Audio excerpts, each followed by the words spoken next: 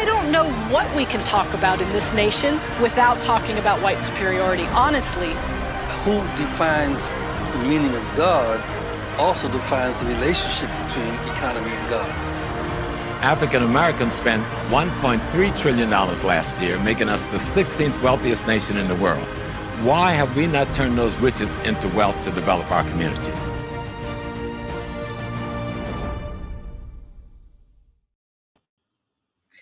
Peace, family. Peace, peace, peace. All right, my co-star or co-buddy he will be signing on in a minute. He was on, and then the internet was acting funny. But I'm convinced that the internet only acts like this when we're really about to drop some knowledge. Then it starts acting like it doesn't want to come on right. So while we're waiting for my brother Hassan, how is everyone doing? You know, a shout out to Ogawa. He was the first person up in this chat. Shout out to you. I'm glad you're here tonight. Peggy, shout out to you too. All right, we have an exciting night because we get to talk to one of my favorite men. So I'm happy about this. So first, just take care of some little business, some HAPI business. We if you have not signed on or signed up for the newsletter, family, please go to HAPI Film and hit get connected. Okay, sign up for the newsletter. The newsletter is it's a way that we can communicate with the community if we don't have social media. Okay, we have lots of articles in there. We talk about Black business. We talk about Black health. We talk about anything that's happening. And we also have people who are advertising in the newsletter as well. We have different views. And sometimes some of our viewers get inspired to write a poem or they want to write an article and they send it to us and we publish that too. So it's really just a nice way to get some current information about Black folks. And you can share it with your whole entire family, specifically your kids. If you have kids, a child, they need to look at the HAPI newsletter as well. Yeah, it's definitely a community staple for everyone. Also, when you go to happyfilm.com, you're going to hit get connected and get your newsletter, but then you can get merchandise. And we have a little clearance sale going on. Here's my Nubia t-shirt. It's nice, and this is the time because we're about to unveil some new stuff at HAPI World. So you might want to go ahead and get your HAPI merchandise now. Oh, I see Lori's in the house. Hey, Lori. Let's see. Also, make sure you are liking, sharing, and commenting on this video. Okay. I'm going to make sure that right there. Okay. We are at around 34, 35. I think we're maybe 36,000 viewers. We're trying to get to 40. Family, make sure that you're not only liking this video, but you're sharing it. Like Jabari Ozazi said, you got to share it with at least 3 people. And that way we can get the word out. Let's see.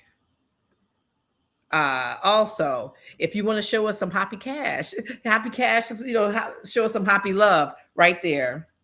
There is the HAPI Cash app. Let's see. And I think that's all. All right. I'm still waiting for my co-host. I tell you, this is going to be a good show. I can already tell now. Okay. Oh, and the last thing, family, make sure that you are, that not only did you sign up for the newsletter and that, you got some merchandise if you haven't gotten some HAPI merchandise, but that you also subscribe to our other outlets. So we're on IG, Instagram, we're on X, and we're on YouTube. Oh, there we go. There's Hassan. How you doing? Wi-Fi acting up as usual. Yeah. No, you know what? I told the audience, anytime the Wi-Fi starts acting like this, that means we about to be doing something. Absolutely. Yeah, they try to stop us. But yeah, I'm gonna have to just wire it up to a hard line. yeah. So so let me see. I think we went over everything. So newsletter family, make sure that you are and thank you, Peggy, for the super chat. That's what's up. So newsletter, if you have any type of if you don't have any HAPI merchandise, get your HAPI merchandise, and make sure you're following us on all platforms, Facebook, YouTube. And when you hit YouTube, it's really, you can like it, you can like a video or something like that, but you need to make sure you hit the notifications button, that little bell, make sure you hit that. That way, every time we go live, you get a a little text saying HAPI's going live. All right, I think that's everything. Is it everything, Hassan? That's everything. The notifications is very important though, because that way, you're notified, because we got some real powerful stuff coming up this year. Yeah. We're You're so going to want to be a part of it. Yeah. Oh my gosh. I know. I was like, we can't wait till we can talk about it. So listen, family, if I was you, make sure you're tapped in. Yeah. All right. So I think that's I think we're good.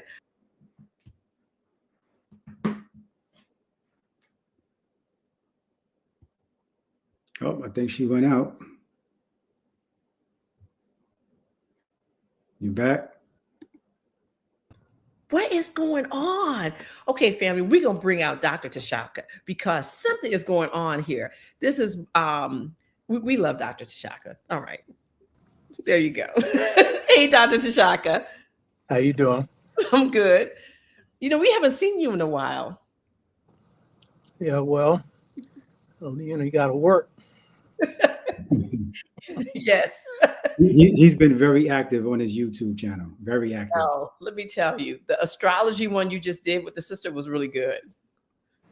Yeah, she's something else. I'm really proud of my sister. She's a great astrologer. She's also a master poet, and she's a healer. She does different things, and she's very happy with her life. She's a Pisces. She's living in that world, and I'm just proud to have her as a sister. So we both were trained in astrology at the same time by the same person. So, Wow, that's cool. That's what's up. Yes, I like how you said she's a Pisces. No, I told you that's my North Node. We're gonna have to have a conversation. Yeah, that's your compliment. In the West, that would be your opposite, but that's your compliment. Don't marry. Just don't marry one. No, and I'm right with you on that one. And I'm not putting down Pisces. I'm just saying those are opposites in one sense, a compliment in another. But in a relationship, it can work, but it's going to be hard. I've never seen one of those that was easy. So that's the only thing I'd say about that. All right. Yeah, we might have to have you come back on and do a little astrology talk with us. All right. So tonight, family, we wanted to have a conversation. But Dr. T'Shaka is one of these scholars who you can pretty much talk about anything because his wealth of knowledge is vast. And so we were chatting and we decided that talking about this idea of spirituality, because it's very intellectualized, we tend to do that. But what is the practical, what is the practicality of spirituality? Oh yeah, what does the practical look like? And so that's the conversation we wanted to have tonight with Dr. T'Shaka. Specifically, it is making the abstract concrete, which for a lot of you is going to sound very abstract, but that's the path to creativity. I'll explain that later. But yeah, it's about discussing the spirit, because there's really no word for spirituality in any African language, but there are a million words for spirit. And that's because, again, when you define this as an abstraction, it's an intellectual concept. If you say spirituality, that's an intellectual thing. Spirit is real. And so you don't have spirituality in any African language. So you need to know when even you're using that topic, you are going outside of your African reality, which is spirit-based. And there's plenty of Africans that have no trouble talking about spirituality. As soon as you say spirit, they get all spooked up. Those are usually miseducated Africans, because the average Black person, some will have problems with it, but the average one won't, because they come out of a spirit tradition. African American culture is spirit-based. That's what the holiness thing is about. You know what I mean? And that's Africa. So, yeah, so. And do you practice a specific spiritual system? I'm into Ifa, but I'm not initiated. And I have a priest who's been with me for almost 50 years, Ifeyemi, who is a Rabbah, which is the second highest office in Ifa. He's a diviner. But I'm into many spirit systems, so, you know, not into one. Got it. Okay. All right. So I'm going to try to change my little question and take out spirituality and see if I can do this. So But before you go, Felicia, what would be the difference between like Christianity or Ifa or any of the other African spiritual systems? Spirit systems. Christianity, Islam, Judaism, Hinduism, those are religions. And in the West, religio is a Roman word. It means bringing together Christianity with what they call paganism. So generally, religion generally has a book, generally has prophets, generally has laws, and of course a God. And their God concept in all of them is a dictatorship. And it's always a male dictatorship. Generally, Clark called them the male killer cults, in that they all led to war. That's not to say that this is true, say, for the African American conception of Christianity, for example.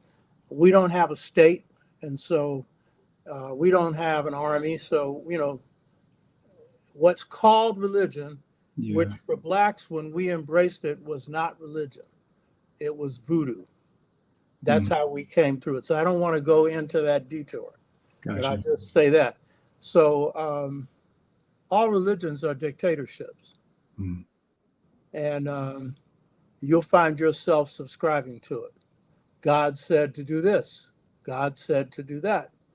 This is free will space, this earth. The cosmos is free will. There are many cosmoses, multiple universes. They all operate on free will. God's not a dictator. But that's what religion has got you to believe. And so therefore, normally these religions come out of patriarchies. But it's much more complicated than that. And you read my forthcoming book, that's why you haven't seen me much, Seba and Sodiah. I'll get into that. I'm not going to get into that now. I'm not giving away anything that's in my book. And it's been a 30-year project. Wow. 30 years. Wow. You hear me? Okay. So this accustoms us to being told what to do and keep us in order. You know what I mean? So, but I'm not knocking religions, because I think all people have the religious path they have because that's what they need. That's what they chose. And so that's their path to getting to what they consider to be righteousness. Yes. So it's good. I mean, whatever any people have is good. I'm not here to put any of them down, though I will be critical of parts of it. But that's the reality. So the reality is if you're born in the desert in Saudi Arabia, chances are you'd be a Muslim. And if you're born in Europe after a certain period of time, you'd be a Christian and so forth. So people inherit that. It's a part of their tradition. And people like us, we were brought into this reality, and then we had to reconfigure this because most enslaved blacks were not Christians, contrary to popular opinion. There's no way we'd be Christians. We came in with the spirit system, and then over time, after enslavement, we embraced the label Christianity. But there's a reason the black church is different from the white, though a section of the black church is becoming very much like the white. I don't want to go into that either. Okay, that's a diversion because that's not the topic that I'm here to talk about. But I will answer the question up to that point. So people can come through any system, be it Christianity, Islam, Judaism, Hinduism, whatever the ism is, and be good people. So, you know, and can be monsters. And that's true in African systems too, you know. So, yeah, you get it? Yeah, we get it. And you know what? You actually talked yourself into coming back on for 2 more shows. So you can talk about those things that you stopped at. But, well, see, that's because you found something in the conversation that you could use. Absolutely. Yeah. Absolutely. Okay. So a lot of times you say spirituality is not just a belief. Okay. Well, spirituality is the intellectualized version of spirit. Well, not version of spirit, but it's the intellectualized word, but we're dealing in spirit systems.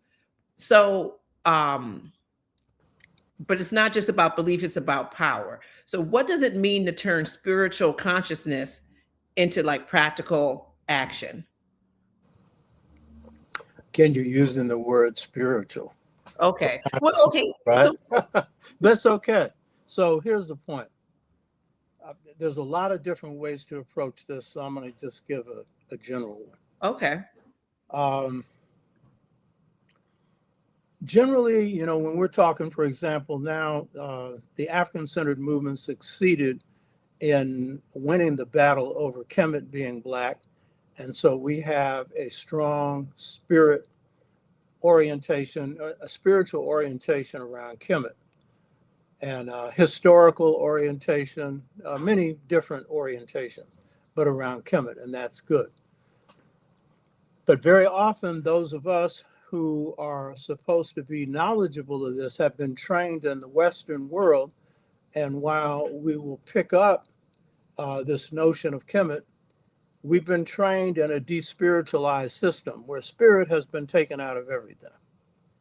And so when we deal with Kemet, for example, we'll give the account of the achievements and everything else because it is the greatest achievement in ancient classical civilization in the history of the world.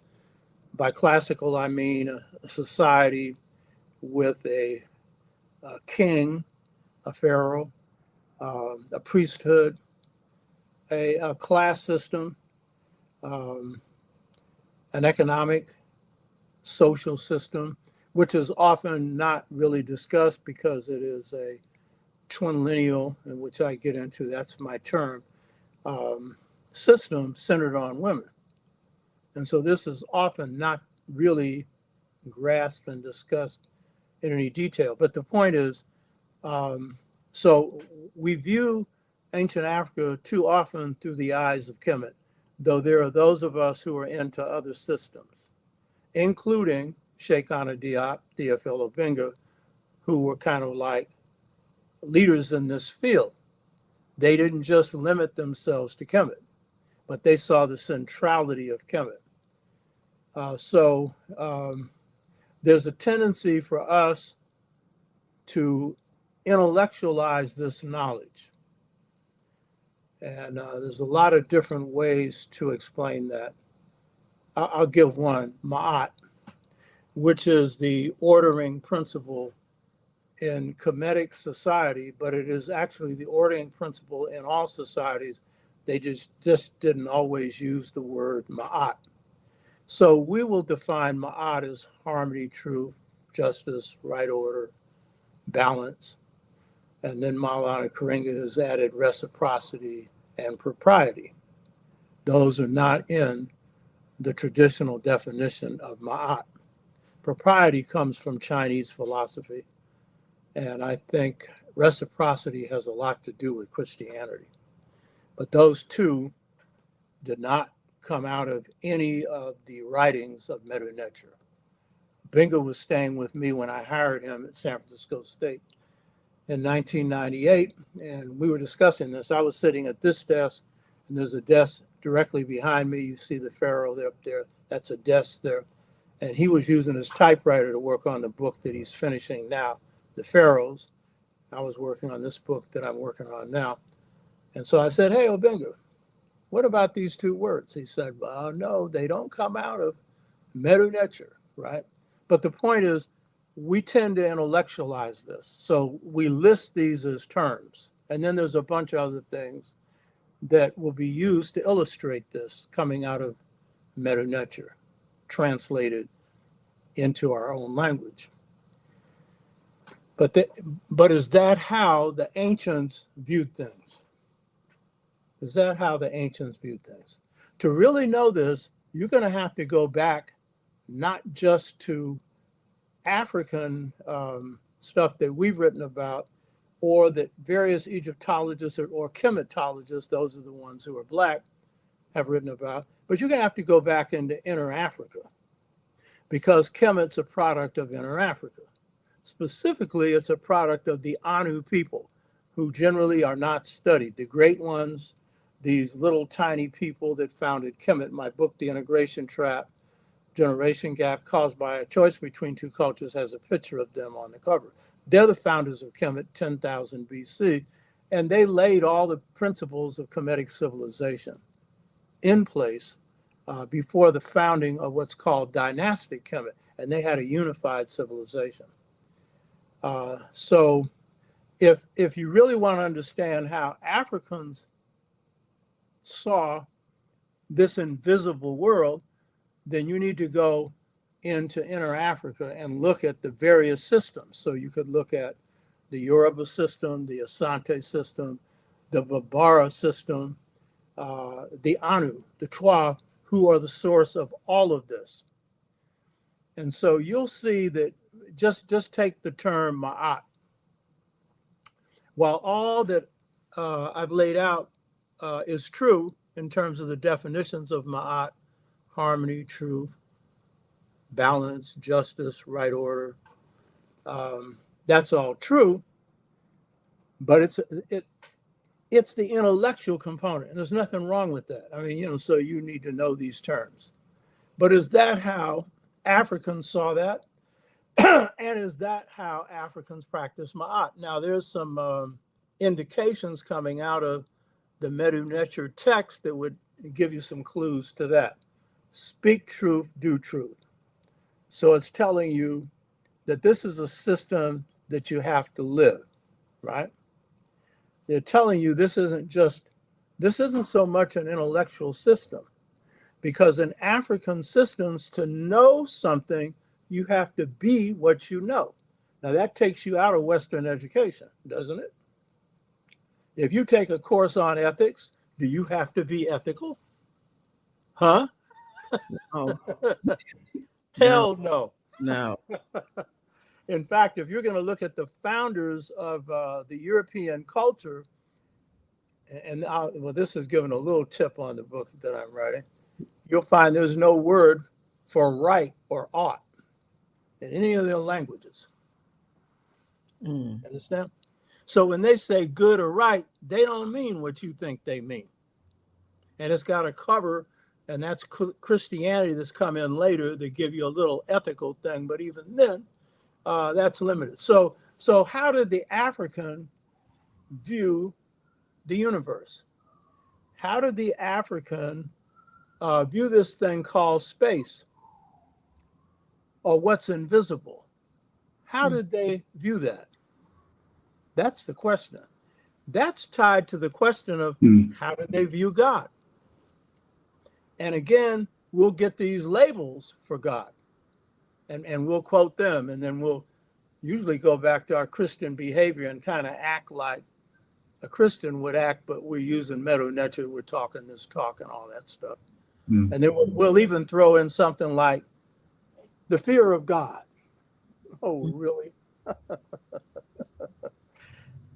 That is really the indication that you're in the realm of religion, because that's how you control people with fear. And as a mother or a father, you might do a little bit of that on a child, but you better not do too much, because it's going to block the love. You can't love something you fear. You know what I mean? I've seen God, so I'm going to just say this. And many people in here have had their own experience. Brother Ugawa, who was the first one to click in, and beautiful brother, he's in that realm most of the time. And you don't see no fear there. You know what I mean? Huh? That's made up. So how did Africans view this thing called space? And by the way, Native Americans, Asians, all people throughout the world. But the African was the mother and father of this, because we gave birth to this. And you have to go back to the Anu people or Chwa for that. They did not view space as empty. White boy views space as empty. Of course, with their quantum physics, they'll say waves and particles. They'll say there's energy, but they'll treat energy like it's matter. And one of the great mathematical physicists, Descartes, who was also one of the key people that shaped Western education, he knew that there was a thing called energy out there. And he said, I don't care what it is, I just want to use it. And then in one passage, he said, to control the lower regions of the world. But a lot more than that. You know who that was? Huh? So quantum physics appreciates the fact, astrophysics appreciates the fact that there's something called energy, but they treat it like it's matter, but it's invisible. Ma'at is invisible, right? So what is the African conception of God? There are many terms for God, many names for God. They're all beautiful in African conceptions. And generally, they're not so focused on power. All the Western conceptions are very much focused on power, because that's what their systems are. They're power-driven systems. And so they give God that. Now, God is obviously ultimate power, but my experience with God, there was no sense of power, gentleness, love, unconditional, beauty, beyond all expression, kindness, like a leaf or something, you know, more beautiful than anything I've ever seen. It was obvious there's power there, you know, but that's not, because if it's true that the main thing on earth is free will, if that's true, and I think that is fundamentally true, then this all-powerful entity has let us have our way here. And that's the only way you can explain the mess that this world is in right now. And we're forever, because we got this Western, or it could be the Hindu concept or some other concept of God, we're saying, why did God let this happen? God didn't put us on the good ship Jesus. You hear me? They called it the good ship Jesus. Captain Hawkins, working for the Queen, was there to enrich himself and those he worked for. So God didn't have anything to do with this. So how did Africans view this thing called space? The way they viewed God. And so in the African conception, the best conception, I think, comes from the founders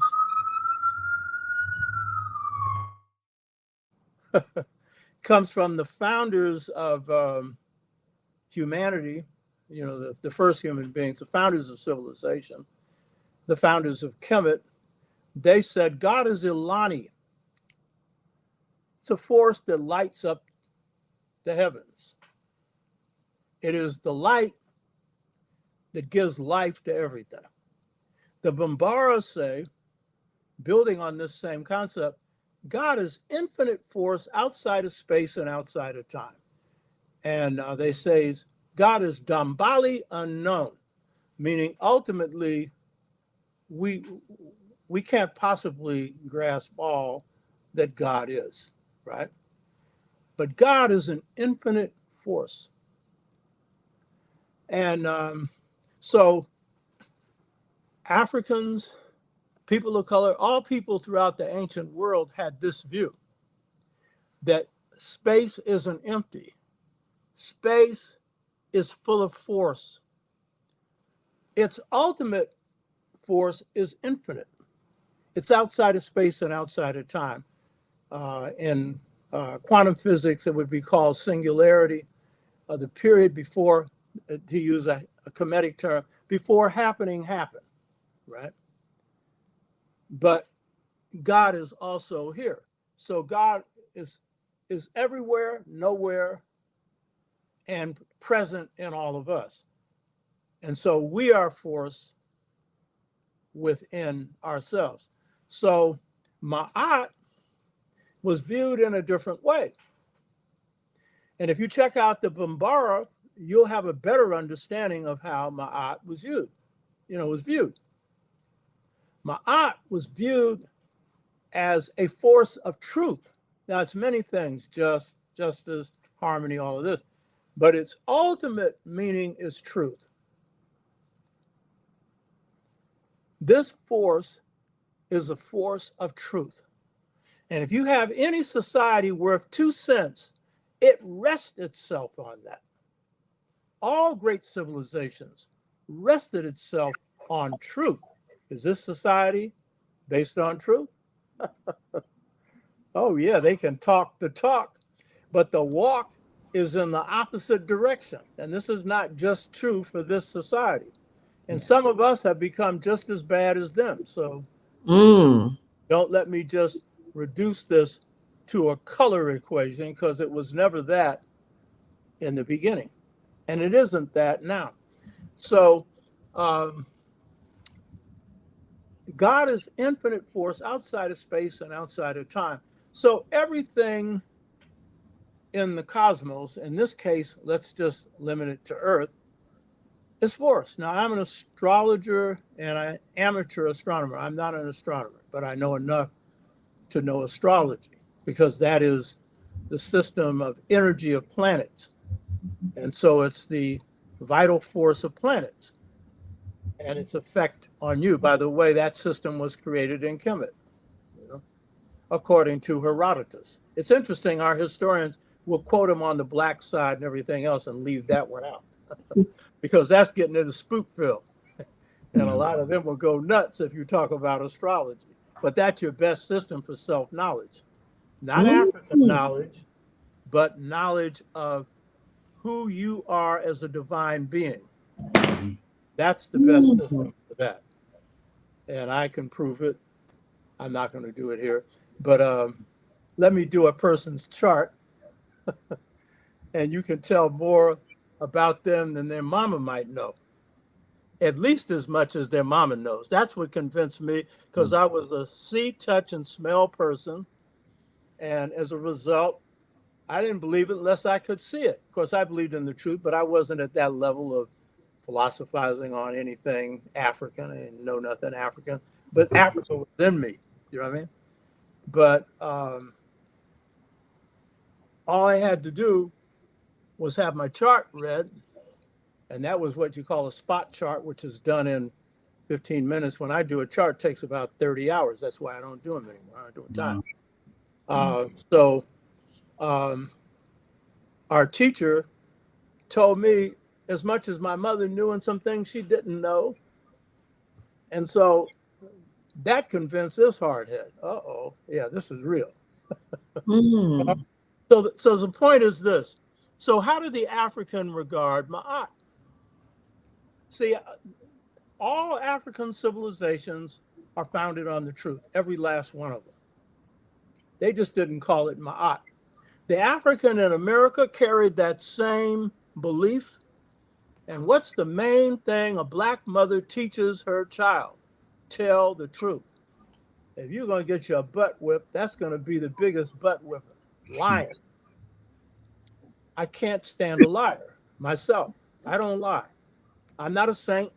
I have my shortcomings like everybody, and I'm a warrior. So, by the way, this is qualified. Warriors in battle don't tell the truth. I mean, that would be stupid. Yeah. I've lost no battles. I'm not going to give my battle plan. Huh? I'm going to give you everything but the battle plan. And you're going to think it's real. And I'm going to take your butt out. You know what I mean? So, but warriors are truthful, not soldiers, warriors. Not those who are fighting for pay. Those who are defending a cause. Those who are fighting for something greater than themselves, they stand on the truth. And African warriorhood is the noblest of all the warriorhoods on the planet, because it's the only warriorhood system that is fearless. The only one. Every other one will talk about masking fear. George Patton, one of the two best tank commanders they had in World War II. He had a division commander who was better than him. I study war, by the way. He had this fierce face, but he was full of fear. He admitted it, you know. But if you looked at the Segu Kingdom, the Bambara Kingdom, the Segu Kingdom in West Africa, the warrior code was fearlessness. If you faced an enemy that showed a flinch of fear, you couldn't fight him. That's dishonor. Fearlessness is freedom. I know that. I've said this before. I used to have one fear, the fear of the consequences of my own wrongdoing. That comes from Christianity, Islam, Judaism, and it goes back to Kemet, that if you do enough wrong, you're going to the fiery pits, commonly called hell. And there is such a place. I don't know if it's fiery, but I know it's molten and hot. And there's no God. God's over. There's no devil. God's over that, because you're not there forever. You know, you're there until you undergo remorse and change. So the key point is, how was Ma'at viewed? It was viewed as a force, the central organizing force on Earth. My favorite passage in Medu Neter on Ma'at is the rudder of heaven and the beam of earth. Meaning, the rudder is the direction of a ship. That means heaven is directed towards truth. Heaven is truth. And all the other things that flow from that. And then it's the beam of earth, which means the earth is centered on the truth. Now, that is telling you that Ma'at is more than a principle. Ma'at is a force. It's the stabilizing force. And I'm giving you stuff you ain't heard in no book. So this is just coming to me right now, okay? So why is Ma'at conceived of as a female? Because Ma'at is delicate. To maintain a cosmic order based on truth is a very delicate operation. And if you don't believe so, then look at the state of the earth right now. It's been thrown out of balance. How? Through the move of Western science and the Western worldview, which I'm not going into here, to control and dominate. And so it has thrown Mother Nature out of whack. and it's caused global warming. And if this is not corrected by the end of this century, you will not be able to live on this planet. That's a fact, period. So how did the African view regulating this earth so it will remain balanced? See, because again, balance has a different meaning if you put it in this context, doesn't it? You're balancing forces. Huh? Uh-oh. What this also means is, since you're doing the balancing, you have to balance them within yourself. Uh-oh. Because here's the big deal. You won't really get this just through Kemetic thought, though it is in Kemet. We often don't get it because we'll usually say, so this means we need to live in harmony with nature. This is how we'll translate that. Yeah, sure. But it means much more than that. Ask yourself a question. Of all God's creatures, which one is capable of throwing Mother Nature out of balance? Humans? Huh? Humans? Yeah. It certainly isn't the deer. Cattle emit some things that definitely are not good for the environment. But cattle, first of all, those were wild animals that, you know, were tamed and stuff and used for meat industry and various things. But the point is, even with cattle alone would not cause this global warming, you know? Yeah, only humans. So if humans are the only ones that can throw the earth out of balance, they're the only ones that can bring earth into balance. 1 and 1 equals 2. So guess what? In a cosmos made up of forces, all of which stem from God, then when you approach Ma'at from a spirit standpoint, not a spiritual standpoint, then your responsibility is to first balance the forces that are within you so that you manifest truth to the best of your ability, because we're all humans, so we have shortcomings. None of us are getting out of here perfect. That's why we're here, to get closer to God. And in so doing, then we play a role as balancers, not just living in harmony with nature, but balancers of nature. It's not just living in harmony with nature, it's being a guardian of nature. This is the purpose of being human. Mm-hmm. Notice I didn't say of being African. Human, all human beings. Look, if it's just Africans and everybody else can throw the earth out of balance, then it's okay? No. God don't have this concept that we have, you know, that the white boy had of race. There ain't no race in heaven. That was created here. So the key point is that what is the meaning of being human? You know, part of it, the big part of it is to be cosmic guardians. Because guess what? When God, and by the way, there's not just one universe, there are many. Most astrophysicists agree that's probably true.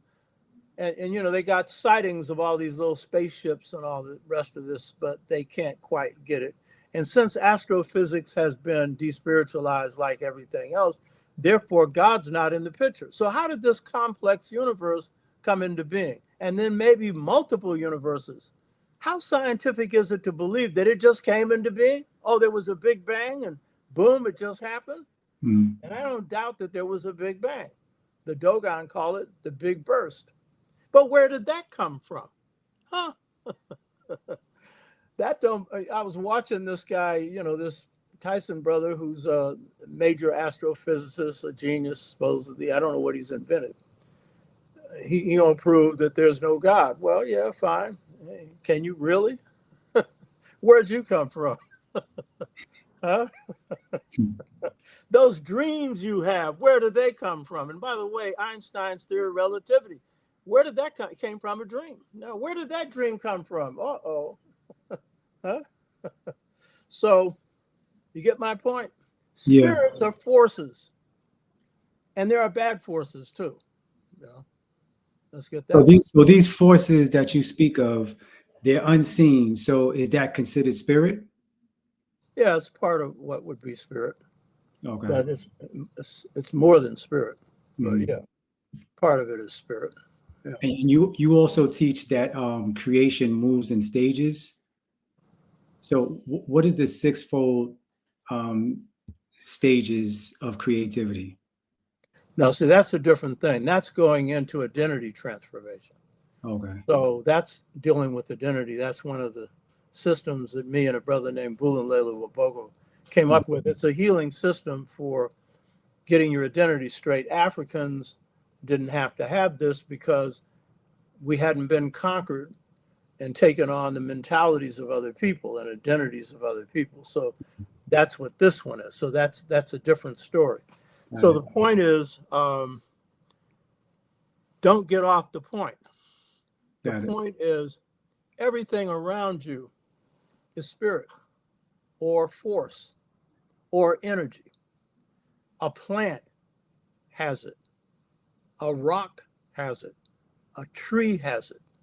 George Washington Carver was the greatest scientist of the 20th century because he was in communion with those forces on earth, but he was also in communion with the ultimate force, which is God. He called it thinking God's thoughts.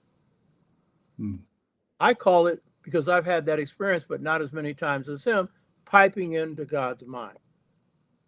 You know? And that's where the ultimate answers come from.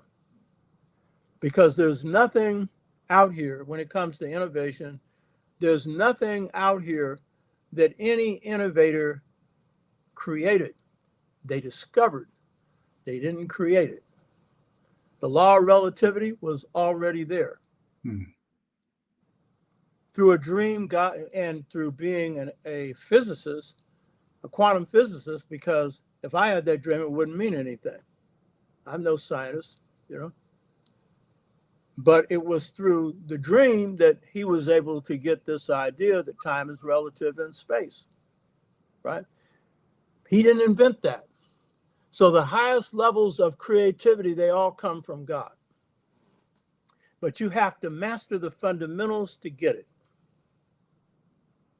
And one of the keys to that is humility. Yeah, I was about to ask, what are the fundamentals that you have to master? Good question. Very good question. The fundamentals of your nature. Now, here's a key thing. One of the things that I study is parapsychology, which is afterlife experiences, people who have died and come back. Have either of you studied any of this? No. Well, you ought to go to the low channels. It's all over the place. Hundreds of thousands of these experiences in this country, millions in India, but it's all over. These are people who have been on an operating table. Their heart went out, and then they come back. Okay. Yeah, I've read stories about this, and I've heard people talk about. I've seen some videos about different people that this has happened to. And what does that confirm in African systems? Are there any African systems that say the same thing? I don't know. Are you referring to like reincarnation or no? Well, reincarnation could be one part of it. Okay. Or experiences in heaven. For example, the most common one that people relate to, that speak to, and almost all of these in this country are Christians, is the experience of seeing spirits in heaven picking their destinies in heaven. Picking their mothers, their fathers, picking their characteristics and qualities down to the smallest detail, how they look, their level of intelligence or interest, their strengths and weaknesses, their parents, their trials and tribulations. You pick all of that. If that's true, then that's the ultimate proof of free will. But that's what the Yoruba said. That's what the Asante said. The Kemites, I'm sure, said it because they had other knowledge of this system that you don't find in these African systems, which doesn't mean they didn't have the knowledge.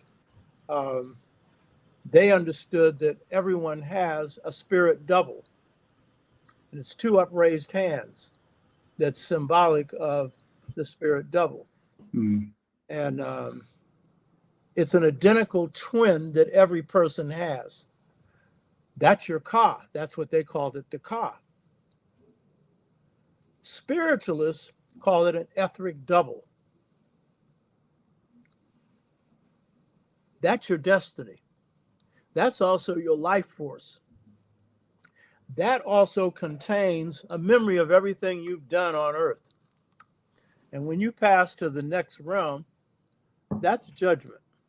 God don't judge you. Your Ka judges you, which means it's just a recording of what you did. That's why we should be careful in doing judgment on people, you know, unless you're just really willing to do the full judgment on yourself in public. Hey, not the in all public. the raggedy stuff. Huh? Yeah, I don't know about the in public. So, all right. So mastering your Hold on.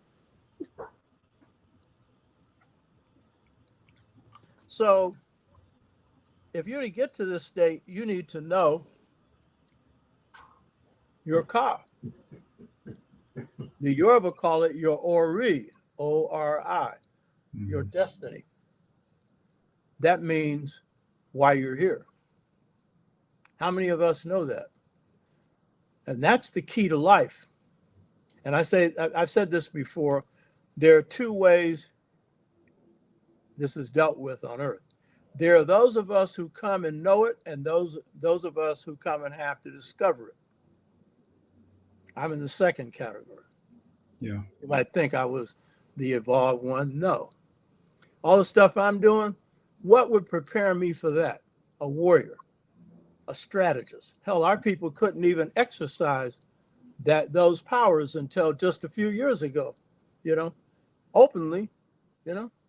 What mother's going to say, oh, I want my son to be a warrior? Of course, in the military sense, yeah, join the Marine Corps. That's not a warrior. You know, I was in the Marine Reserve. That's a mercenary. If you're Black, you're in there for money.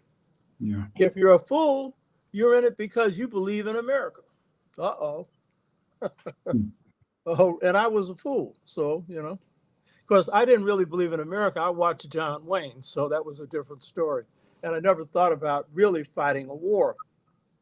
But it was a uniform, and it was shooting and all the stuff involved in that. Then I got involved in the real war, and that kept me out of officers training school because my company commander, the best Marine in my unit, Pete McCloskey, good man too, white boy, ended up being a congressman from San Mateo. He saved Geronimo Pratt from prison, gave Johnny Cochran, his lawyer, the information that sprung him. Why did he do that? Because Geronimo Pratt had been in the military in Vietnam, and he had been in the military in Korea, and he respected his courage and thought it was wrong that he was being done in and all the rest of this stuff. So the key to this is knowing who you are. Knowing, obviously, self-knowledge to us has been knowing you're an African. So that is something we've had to do since coming here. Prior to that, we didn't call ourselves African, Europe, Asante, whatever. That was not an issue. But here, when you have someone else imposing their definition of you on you, then you have a self-perception problem. And you are being trained to see yourself in somebody else's eyes. You can't even look in the mirror and really see what you see. Yeah. All that beauty. I was at the Monterey Jazz Festival, which I go every year to cool out and whatnot. as Felicia knows. I'm a strategist. Strategists are artists. I'm a poet also. And I'm a writer. And so the music, revitalizes me. And that's the way the music works in this culture for a lot of reasons. So I'm going to get me some dinner. And there's a sister, a little tiny sister. And she's laying on this great big chair. And she's as black as midnight. She reminded me of my grandmother and prettier than midnight. Told my wife that. She said, prettier than midnight? And she knew it. And she was laying up there with all her little pose and everything else. You know what I mean? And when she got off that chair, I said, Mama, you're not only fine, but you know it. She paid me a compliment too, which was nice. But the point is, you got to know yourself. And in this particular case, if you can see yourself through your own eyes, you see your own beauty. And here I'm talking about obvious beauty. This is a sister who is just magnificent. But obviously, she didn't let this color thing that had done a lot of us in, if you're black, automatically there's something wrong with you. You can't see the beauty in it because someone else is giving you the message. She obviously didn't have that problem. Huh? Huh? And she obviously was extremely beautiful. But you don't have to be extremely beautiful to see yourself as beautiful. And in fact, beauty is much more than looks. It's inner stuff. It's the inner forces within you, how they're arranged, how you practice your life. That's what's beautiful. You can get some of the finest women or best looking men and live with them for a minute and you don't see no more beauty. Yeah. Huh? So that's surface. So the key point is this past life stuff, that's real. You picked everything that you're facing. So you're going through the moans and groans of why am I facing this? Well, you picked it, baby. What you didn't pick was what you're going to do with it. You didn't pick that. That's why you're here. You're here to make your choices. And then the sum total of those choices make you what you really are. So, but in the end, it's a question of, are you in alignment with these vital forces? Are you in an alignment to help bring them into order? To add something to this equation called life? Are you here to make something better? Or are you just here for yourself? Yeah. So the African system was designed in the spiritual nature of it, the spirit nature of it. It was designed to prepare you to play this role in producing universal harmony on earth. You couldn't do it by yourself, but you're making your contribution. And by the way, when you left heaven and came to earth, you came with partners, people who would work with you, some of whom have become your friends, some of whom you've never seen, but they're working to do the same thing. You hear me? Yeah. And there are forces up there who are doing the same thing. So you say, well, so why do you have people doing wrong? They chose to. And if you read Meta Nature, they'll tell you that God said, many passing Meta Nature, it says, the wrong that's on earth, I have nothing to do with it. God is saying that. It was the choice of human beings, isfet, or wrongdoing. It's your choice. And you can have excuses. You were raped, so you raped somebody else. You were wrong, so you wronged somebody else. That's an excuse. But just as many people who have that wrong done to them learn from it and take it to a higher level of love, So it's your choice. And then there's big questions about, so why did that happen to you? Huh? Like some of these negatives. So some of these negatives may have to do with past lives. Mm-hmm. And how many past lives have we gone through? See, here's the thing about that. Christianity, in the beginning, believed in reincarnation. The Council of Constantinople changed that so that you live in eternity. Oh, really? What is that? Eternity, right? You're going to heaven forever. And what do you do there? Fall asleep? What happens there? Please believe me, you're doing work in heaven. You're doing, but it's your choice. That's the whole thing. Yeah.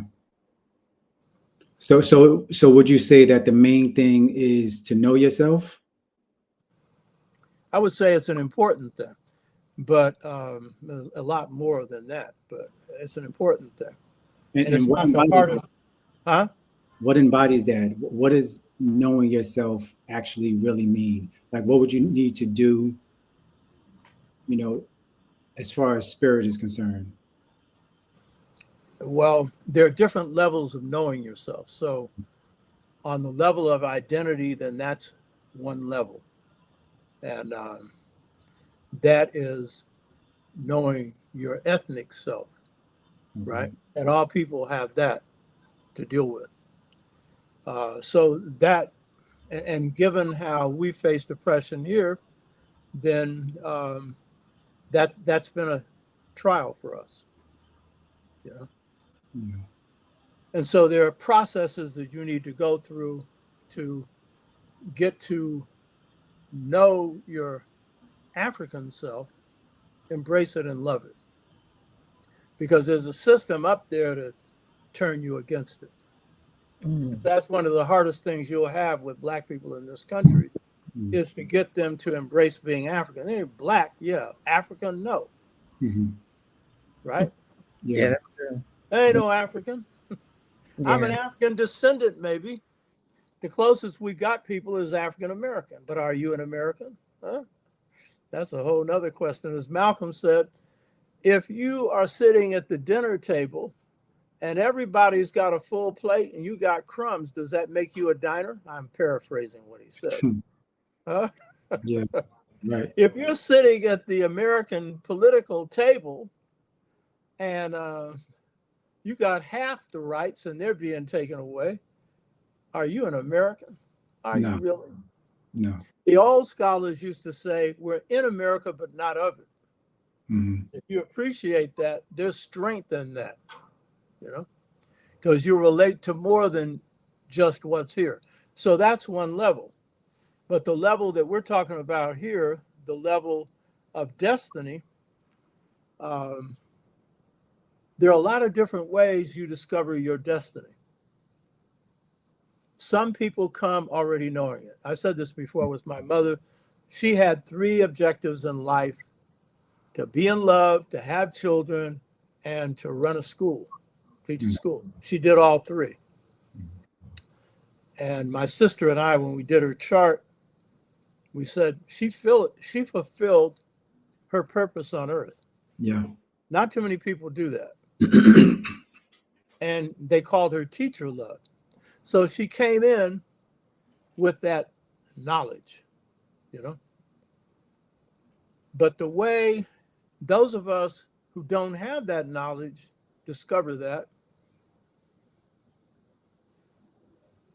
is through exploring our gifts and living them, expressing them, following them. We're in a society that's designed to take you away from your gifts. The society is set up to make you a slave. In this case, a corporate slave. Most of us don't work for corporations, but some local, state, or federal government, or a business, or whatever. Yeah. A slave to that. And so our life revolves around that. This is a system set up for that. That's artificial. That serves the interests of those that run the system. And so education is about that, And so if you come through that and you get A's or whatever, and you get a job, and that's it, whatever. You've made it, but are you happy? Are you healthy? Do you love yourself? Mm-hmm. Are you in harmonious relationships? Huh? Really? Huh? You've worked your whole ass off, your whole life off. And then because now there's no retirement for most people, Mm-hmm. if there happens to be that where you can actually have something secure, you can lay back and die. Mm. And most people who retire and don't have anything to do after that, that's what happens. Yeah. Yeah. Yeah. Huh? Yeah. Because they don't know what to do. What am I supposed to do with myself? Yeah. You've been so programmed. You've gone so far away from your gifts that you reach a point where sometimes you're saying, why am I even here? You don't even want to be here. So sometimes you wish yourself out of here. And all along, it may be that you're depressed and everything else because you haven't followed your gift. And what is your gift? It's the light within you. That thing, I have a friend who wrote a poem on this, America the Pimp. That thing that makes the world go around, it's your light, baby. Now, if you are doing your light, you're not working. Mm. That's been Very me. true. Once I found out these are my gifts, oh baby, that's my life. One of my students called me a perpetual activist. Well, that's kind of like saying perpetually alive. That's what you're supposed to be, but that's so unusual. I'm supposed to be in a movement for a minute and get out of it, right? Why? Are people free? Why? I love kicking the system's ass. Why should I get away from what I love? I'm good at it. But I only discovered that through a movement, a sister who brought me in, who saw what I didn't see in myself. Almost everyone that finds themselves says this. They've got someone that saw something in them that no one else saw in them. That's true. That's very true. And in my case, she didn't invite my brother to come in. She didn't invite my sister to come in. She didn't need to invite my sister. Yeah. My sister had her own path, and it wasn't the movement. And by the way, it's funny with my sister.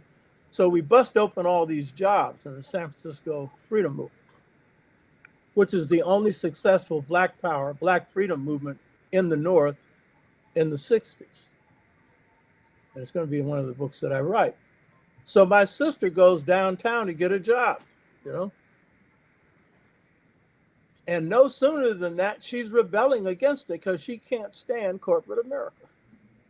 And what's my response? My response is, yeah, I understand. We did that so people would have a chance to have a roof over their head, money in their pockets, send their kids to school, and so forth and so on. But I saw that this system's no good. So it turned me into revolutionary. But I was a successful organizer. King was the same way. He was turned into a revolutionary. He could have sat on his laurels and said, look, I got you voting rights. I got civil rights. I'm going to come in here and do a few more things and, you know, whatever. But no, he learned from that the system is not structured to provide freedom. It's structured for oppression. He became a revolutionary. I'm the only revolutionary African-centered scholar, contrary to what anybody else might tell you. I'm the only one. I know it because I know all of it, you know. And I'm not knocking any of the rest of them because what they're doing is also revolutionary. They're just not revolutionaries, you know. Yeah. And that's okay. That's okay because everybody has their own path. This isn't a path that you just wake up and say, I want to be a revolutionary, because there are consequences for this. Most people like me ain't alive. And I shouldn't be, because they tried to kill me 3 times, you know, tried to kill my organization. One of those 3 times, tried to knock out jobs and stuff. And I'm not here to complain. If you can't stand the grease, don't get in the kitchen. And I'm not a cook anyway. But my kitchen is a kitchen of change, right? Change. Yeah. So I found my path through finding my gifts. I didn't know I was a strategist, never heard what that was. Never read a book on it. Just had a gift for it. Uh-oh. Nice. I say, well, we should do this. And boom, corporations fall. Oh, really? Now I know that's a gift coming from somewhere else, right? Mm. And then when I wake up,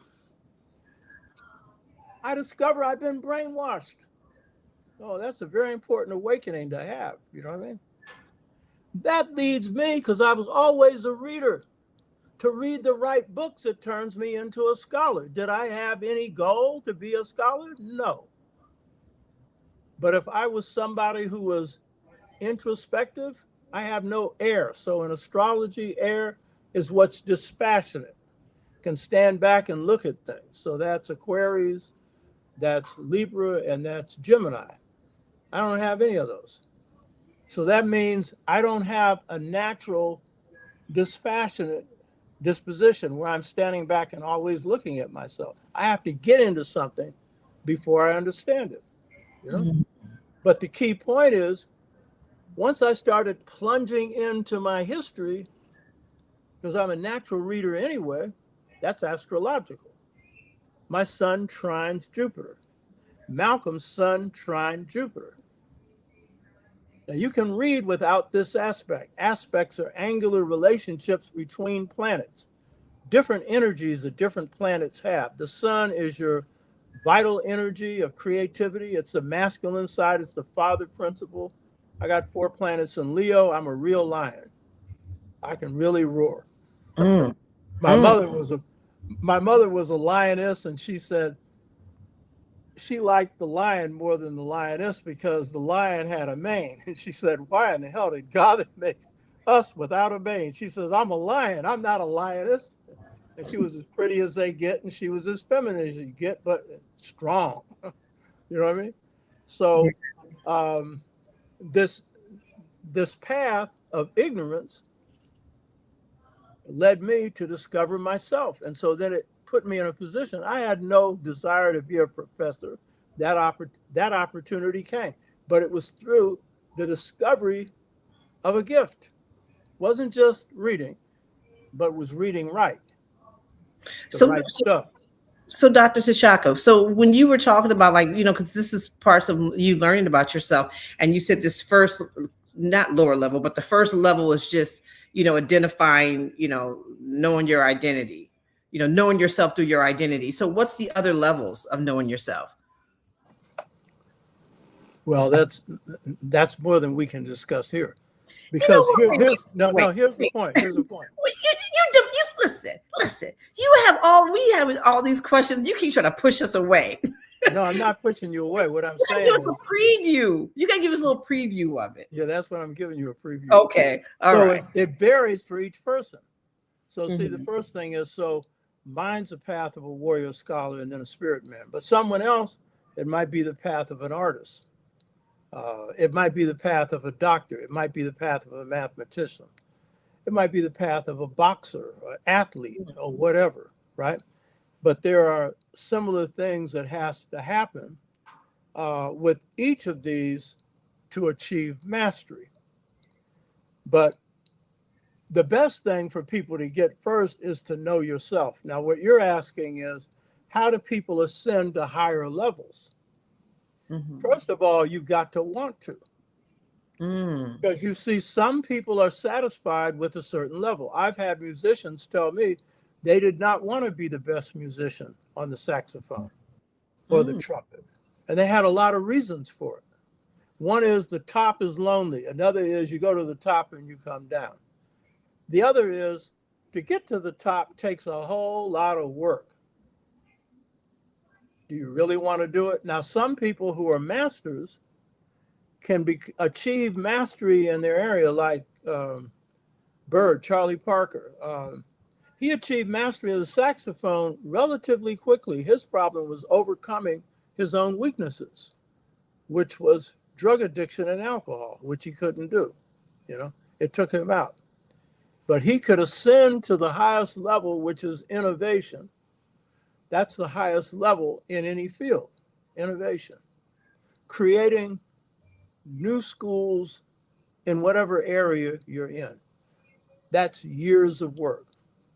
But it's years of work on yourself, not just on what your technical thing happens to be. So you have to have the desire for that. And then only 2% in any field end up being innovators. So even if, and most people that are innovators didn't have the desire to be an innovator. So that's the other side of that one. So it's not like people are sitting back and thinking, oh, a lot of people might say they want to be the best in their field. A lot don't. But a lot of people are not sitting back thinking that I have to do step to get to this point. These things happen, but it's a question of what do you want, because this is free will space. And so some who want it, achieve it. Some who want it, try and don't. Some get halfway. The key thing is to pursue your gift to whatever limit you desire. That's your choice. And you can't say what anybody should do. That's their choice.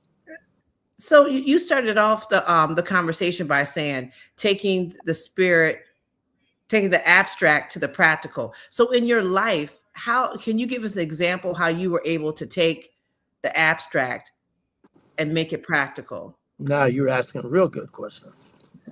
My. You know what? Real good. No, that's a real good question. The goal in African spirit systems is to apply it to improve life. That's generally how African spirit systems work. So masters in Africa, that's their purpose. It's not just to have something and be able to pontificate on it and everything else, but it's to improve life in whatever ways your gifts lead you. So it could be in agriculture if you're a farmer, but a master who's a master in that field, whatever the area is. So this is the key to that. The masters who come to the point that they can take what's above and apply it below, they take the abstract and make it concrete. And if you're dealing with scholarship, then you need to look at scholars and see, does their stuff work? That's the test. Does it work? They can talk this and that, but when you apply it, does it work? If it's in science, you can't play with it. It's going to have to work. And if it doesn't, then, and that's true in a lot of areas of science. People are trying to go to other levels and they're experimenting and failing a lot. And that's how they eventually get to succeed. And so for me, I'll give you my experience with this. In African philosophy, the philosophy that I internalized and practiced first was Dogon philosophy. And in Dogon philosophy, their idea of perfection is not freedom from fault. It's a synthesis of masculine and feminine. And it's called the seventh pneumo, N-U-M-M-O or N-O-M-M-O, which means word in their system. And so they have a system where they have 8 nomo. And the 7th is the one that's considered perfection because it's the union of 4, which is feminine, and 3, which is masculine. And that refers to the 4 sexual components of a female and the 3 sexual components of a male. And so it's a synthesis of the 2. This ring I'm wearing here, which is Kepra, the beetle, that's a synthesis of masculine and feminine. My name, T'Shaka, it means beetle. It means the synthesis of masculine and feminine. I didn't pick that name consciously for that reason. I picked it because T'Shaka, which means beetle, Kepra, which is the beetle in Kemetic philosophy, Shaka is a term for beetle in the South African system. It means the union again of masculine and feminine. The belief in African thought was that, it was actually a teaching, they knew better, was that the beetle is androgynous, that the beetle is both masculine and feminine. They knew it wasn't, but that's the meaning of it. So for me, being able to take the abstract and make it concrete, one of the things I had to work on was my thought pattern. And so I had to get away from the either or thought pattern of the European, which is it's good or bad. That's the Platonic system of thought. I like that, either or, the either or. They've created that myth, and most people end up trying to conform in their thinking to it. And there's no good or bad. In the African American folk teachings, they have a saying, in the best of us, there's good, and the worst of us, there's bad. It's good and bad. And in our culture, when we say bad, it means good, right? Huh?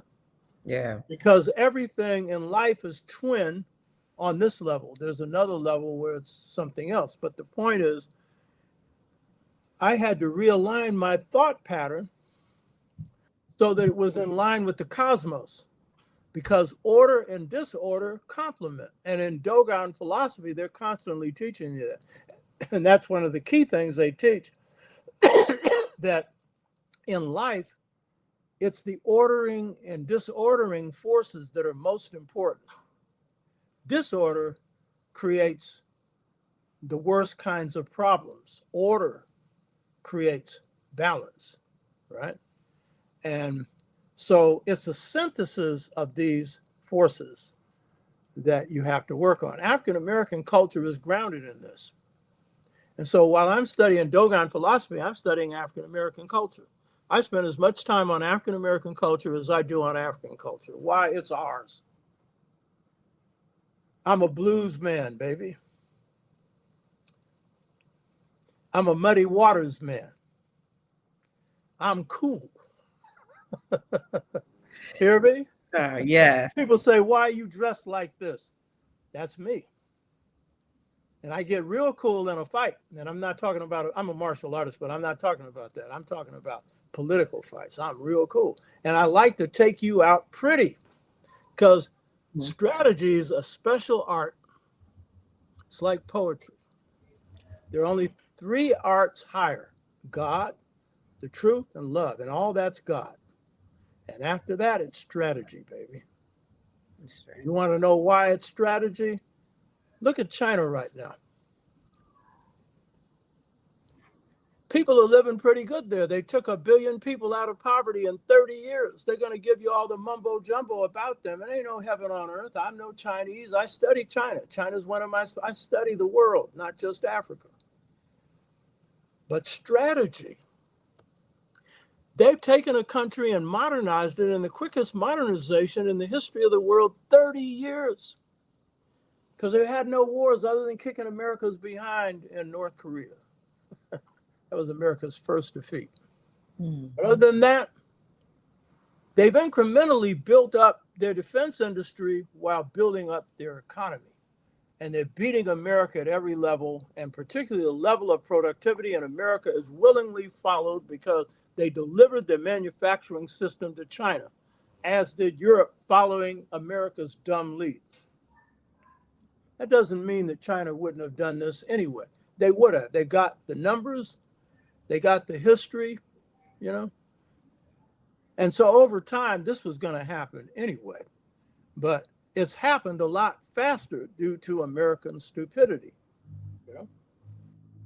So the key point I'm making is that in this, what has happened is the Chinese have pursued a perfect strategy, winning without a fight. Huh? Most of my battles have been won without a fight. That's the real art of war. And I didn't read Sun Tzu to get that. I read him later. That's a gift if you have this strategic gift. So I promised myself if I ever became a leader, because I didn't join the movement to be a leader. I just joined to be a soldier in the Black Freedom Movement. That's all. But then I could see, well, it might happen. I made myself a promise. This was the promise. No one would ever get hurt at any movement I led because I'm going to control this ego. Nobody is going to have to be following me and following my ego. I always tell people, don't follow me, follow the truth. And that's the key in life. Follow the truth. The ultimate truth and your truth. Your truth is why you're here. And a lot of people make the mistake of living to please other people. It's good to serve other people, but not at your expense. You know what I mean? Not at your expense. Yeah. Serve your truth. And when people get in the way of your truth, which it could be your health or your wealth or your happiness, then you may not put them out of your life because it depends on who they are, but you're definitely not going to do it. Yeah. So I always have limits when I'm helping somebody, not to the point that it's going to hurt me. Unless I'm choosing to put my life on the line for somebody, that's a choice we all make. There's nothing wrong with that. And that ain't going to happen too often. You hope it don't happen at all. You know? But being conscious about whatever decision you're making seems to be the key. Yeah. Yeah. So taking what is abstract and making it concrete, a part of that has got to do with aligning yourself with the cosmos and thinking that way. So good is bad. Understanding that the twin forces operate in the universe, order and disorder, and working to develop a balance where order can supersede disorder, but that you have to constantly work with both. So to see things in a twin and balanced way rather than a unbalanced way. So part of this is aligning your mind with the cosmos so that you think cosmically, which is holistically. I've had this opportunity to see God's mind, and God's mind is a whole of a part. I've told Felicia this before. Whatever God reveals when it comes to innovation or any truth, I learned this in Dogon philosophy, but then when I had these visits with God, within anything is everything. God's formula for creation is that every part of this cosmos is a miniature part of it. So we're the smaller part of the larger cosmos. So is a tree and so is a leaf. So is a deer, so is everything that God has created. And so in our thinking, we should try and get as close to that as possible. And God is never going to give us all of what God knows. That's not the objective. It's to be whole and to be balanced and to be in alignment with your truth and with cosmic truth, which ultimately is God's truth. And so we all have missions here. Those missions we picked in heaven, we picked them in the presence of God. We picked them, but God went along with it. So we're all on a divine mission here. And God wants us to do the best we can. There was a great spiritualist who said, what God gets out of this is the choices we made, the good choices, especially. And so that's something. I mean, if we can make enough good choices in our life to be better human beings, and then if we can make enough real good choices to improve the planet a little bit or whatever,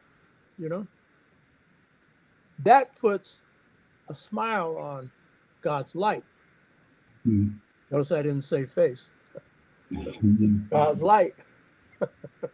God lights up a little bit. Yeah.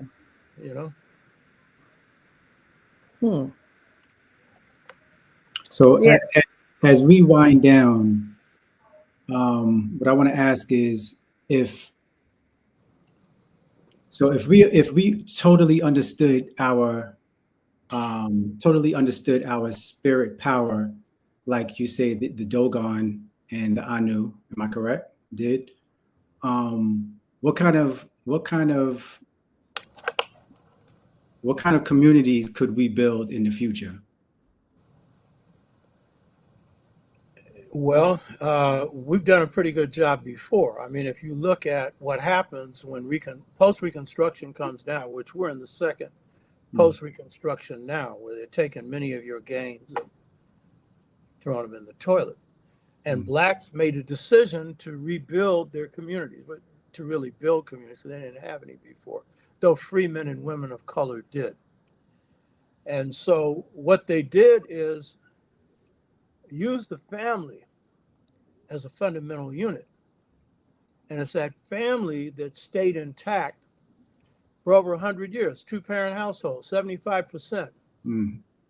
Why? Because it's a twin lineal inheritance that is at the foundation of African civilization.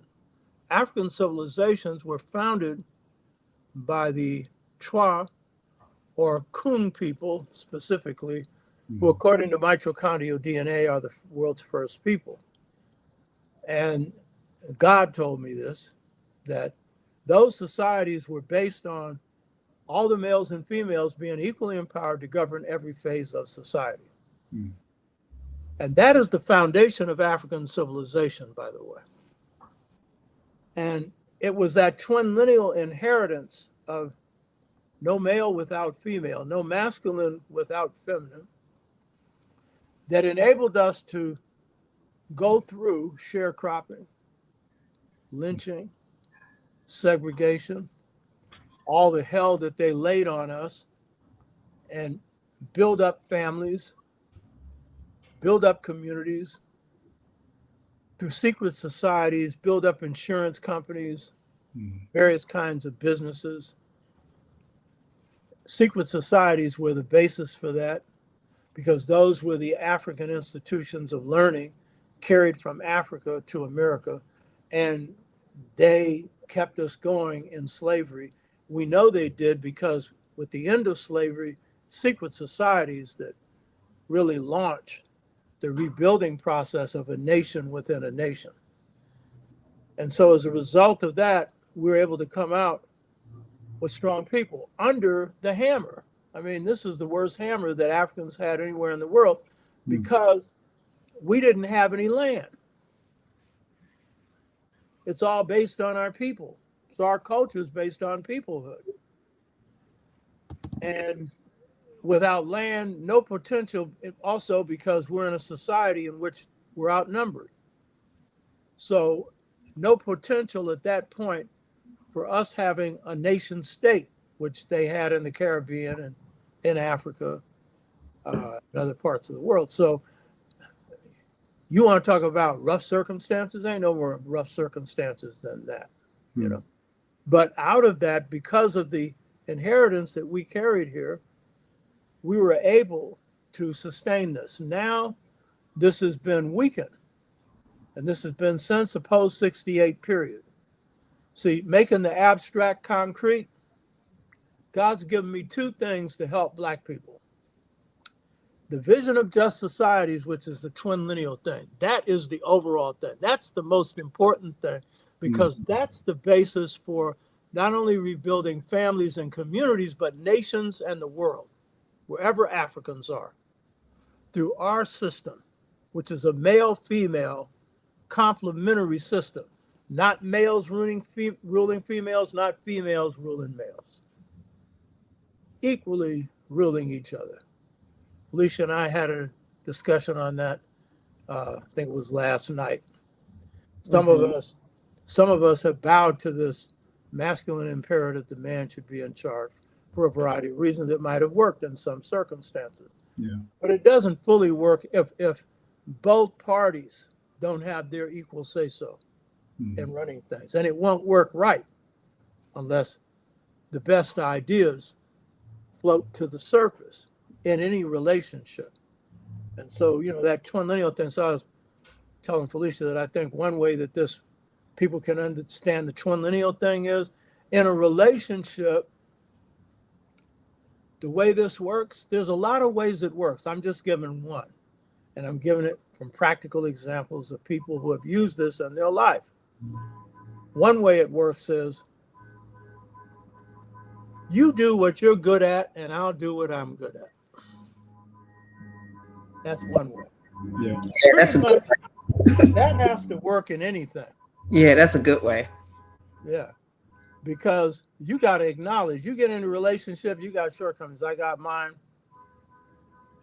My wife's got hers. She compliments me because she got strengths that I don't have, and I got strengths that she don't have, and we're two equally strong. A lot of people say, how in the hell does that work? That's how it works. Yeah. Huh? So the twin lineal vision, God gave that to me. That worked for 130,000 years. You don't know, but there were civilizations that ran peacefully for 130,000 years. It ain't in your books. You ain't studied it.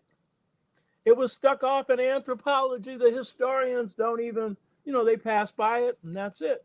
And here's I'm going to take something here, throw this at you. So Cheikh Anta Diop was correct when he said, for Kemet is to Africa as Greece is to Europe. Now I question this second part because I don't think Greece was really the central civilization for Europe.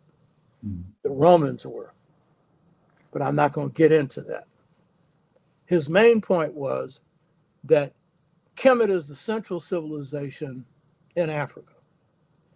What I'd say is it was the central classical civilization. Highly structured civilization. It's the greatest achievement in classical civilizations in the history of the world, bar none.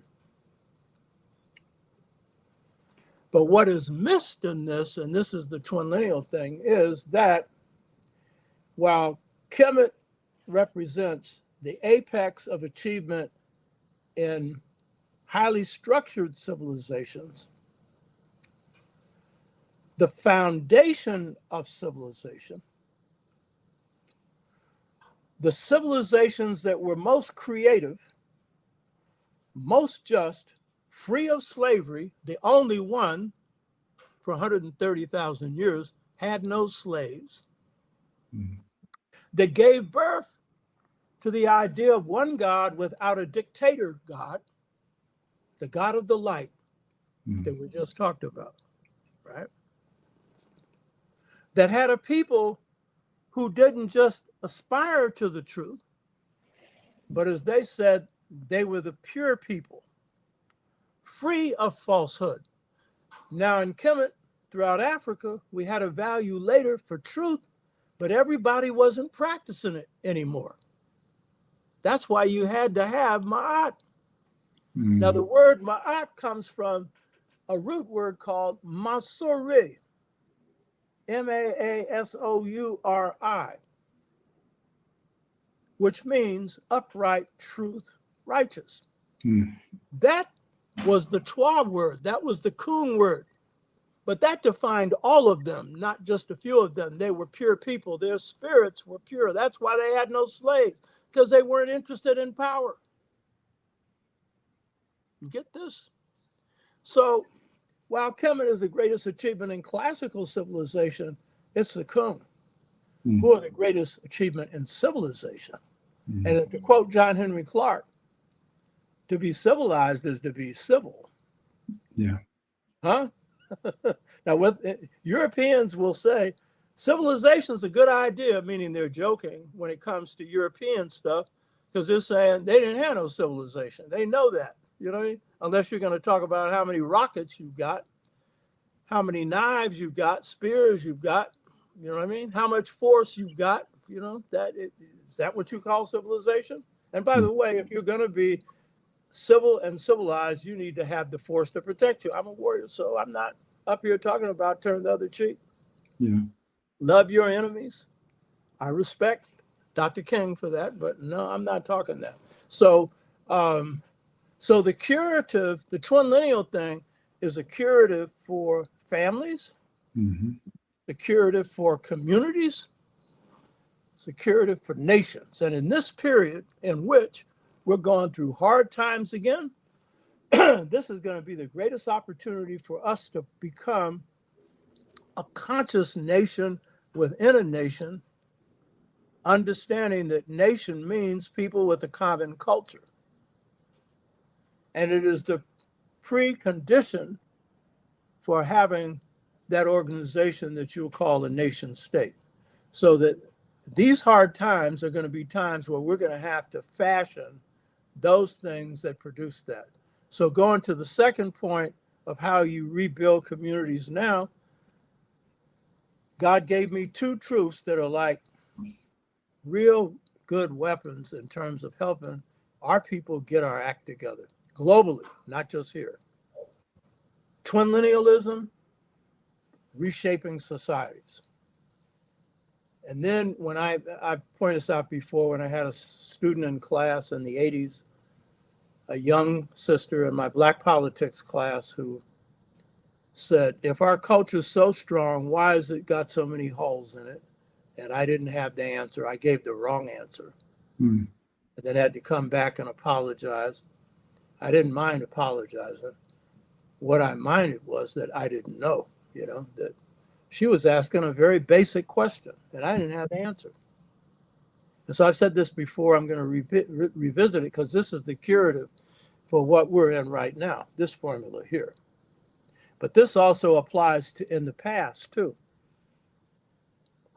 So I'm sitting up watching James Baldwin. He had passed a few years before, and he makes this comment because James Baldwin thought outside the box. He was a creative, artistic novelist, brilliant. Only person that beat Malcolm in a debate.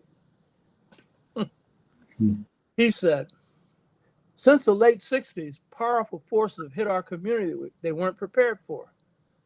I hadn't thought of it that way. He's given me half the answer. I said, oh. Because when this student asked this question, I could see the trees, but I didn't have a perspective on the forest. I was too close to it. And by that time, I'd been in the struggle for 20 odd years. And I was always organized, and I just didn't teach. As soon as I got through teaching, I was organizing. So, but still, I didn't have that answer. So then I'm sitting in my study at night, feeling humble. God only helps you when you're humble. God only helps you when you're ignorant. When you don't know. And I didn't expect to get any answer. And this is before, because the twin lineal came from a beautiful light, a big light, because I'm asking a big question. What's the basis for just societies? And that's a big answer. That was transformative for me. And by the way, I should point out something.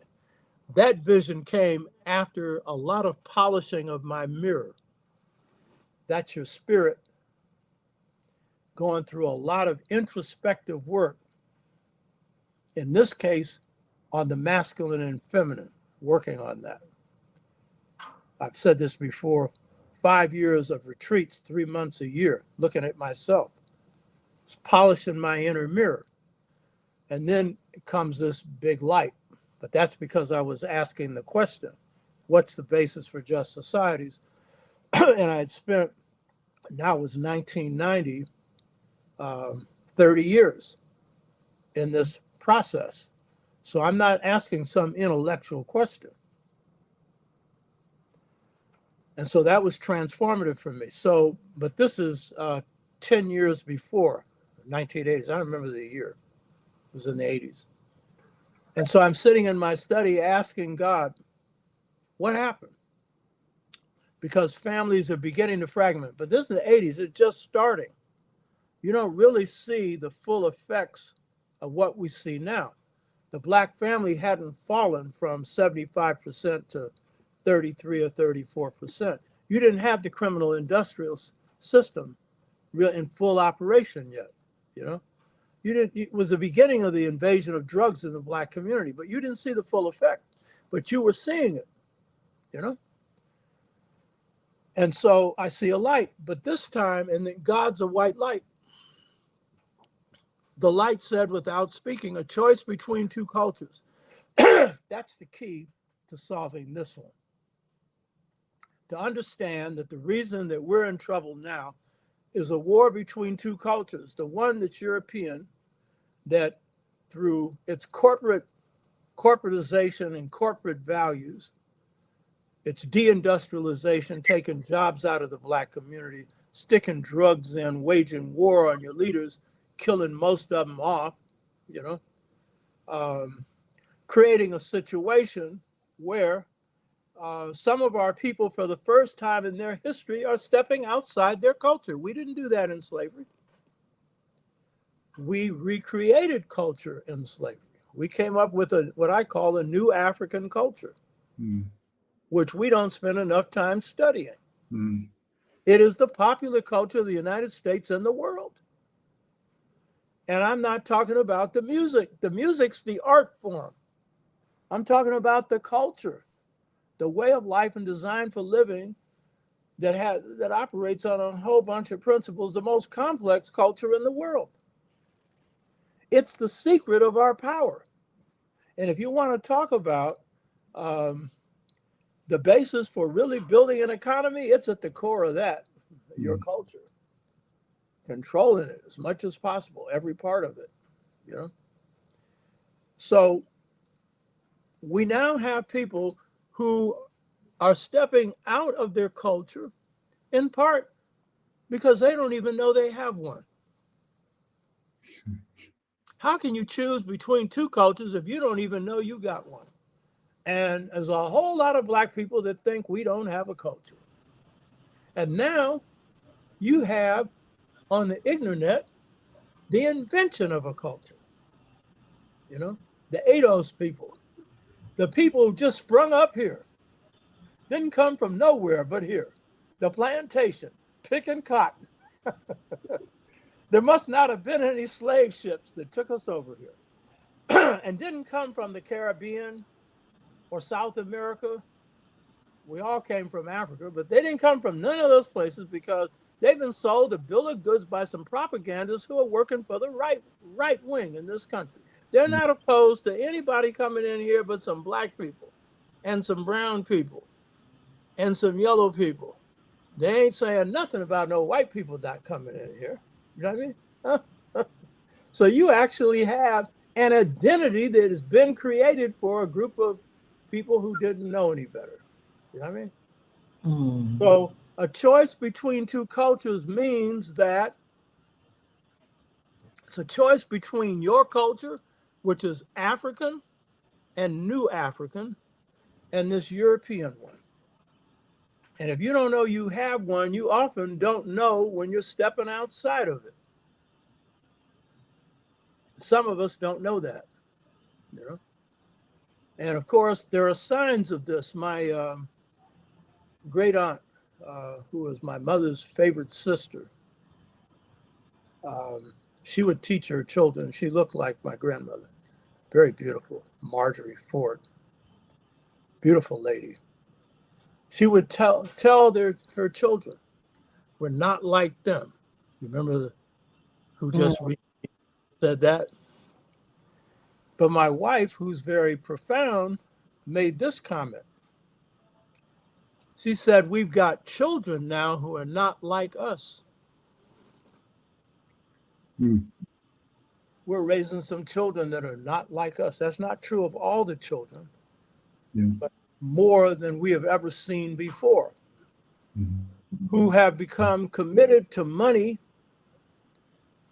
over life, material things over life. The individual over the group. Huh? So that's what we're up against.